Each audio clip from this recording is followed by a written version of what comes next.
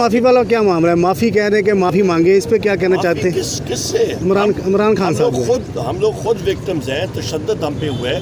15 हमारे यंग लोग नौजवान लोग शहीद हुए। कल भी प्रेस कॉन्फ्रेंस में एक एक का नाम मैंने पढ़ के सुनाया। तो शहीद हमारे लोग हुए, माफ़ी हम लोग किस चीज़ की मांगे? माफ़ी हम लोग रब से आदमी मांगता होता है अपने गुनाहों की। सारी दुनिया को रब से माफ़ी मांगनी चाहिए गुनाहों की। पर ये मसला ये कि आप जो लोग हमसे कह रहे हैं वो हमसे माफ़ी मांगे।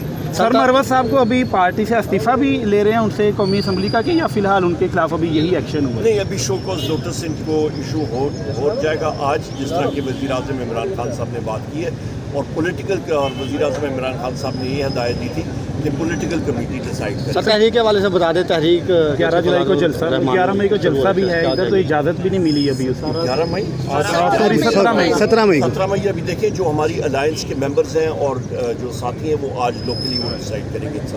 आखिरी सवाल है सर, जमात इस्लामी के साथ कोई आगे पेशरफ्त हुई है कोई तहरीक के हवाले से, या मौलाना फजल रहमान? अभी तक नहीं हुई, उनके नए अमीर आए हैं तो वो अभी खुद अपनी शूरा में डिसाइड करेंगे। बहुत शुक्रिया। Thank you sir.